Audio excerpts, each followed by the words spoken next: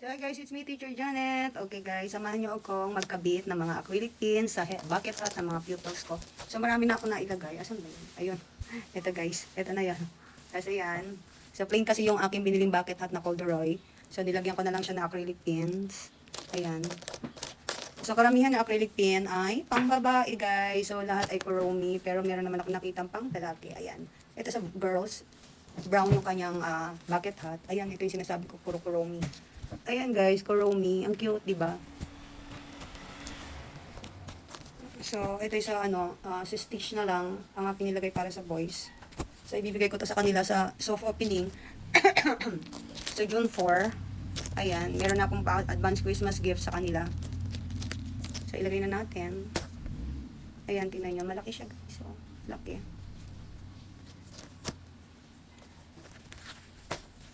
Ay, baliktad. So, ayan, magandang protection to para sa init, sa mga bata, ayan. Paglalakad sila or uuwi, magbibiyahe, at least meron silang protection sa init, sa ulan, pag konting ambon, may pandong sila sa ulo, di ba?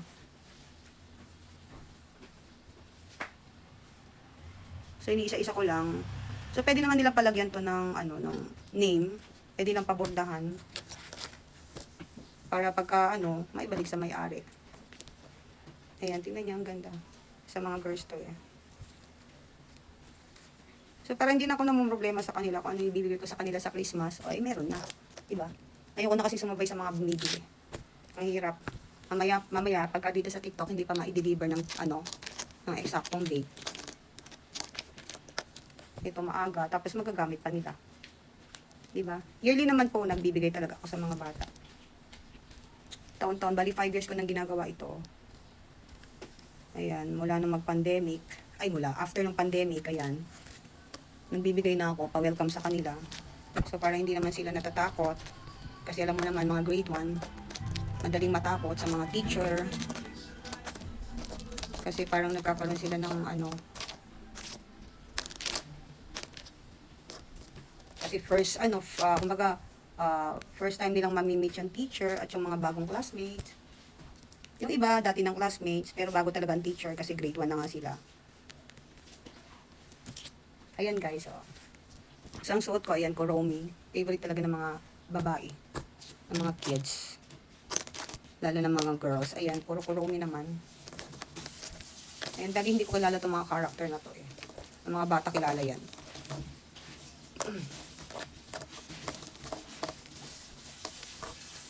Ayan o, kuromi.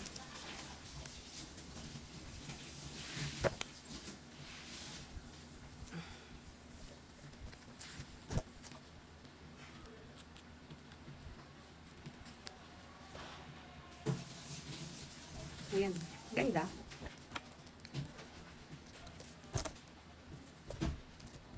So, kung ano na lang yung mapunta sa kanila, yun na lang yun.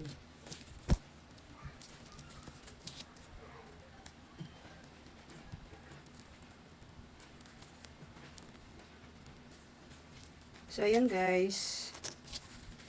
So, 30 plus yung nabili kong bucket hat. Tapos, 50 pesos tong mga Ito kasi mga acrylic pin na to. Yung acrylic pins na to, pwede mo siyang isabit sa mga ID lace. Or sa damit, pwede yan. Kahit saan sa bag, pwede rin guys. Ayan. Kaya kung gusto nyo bumili, ayan. May basket ako ilalagay. So guys, thanks for watching.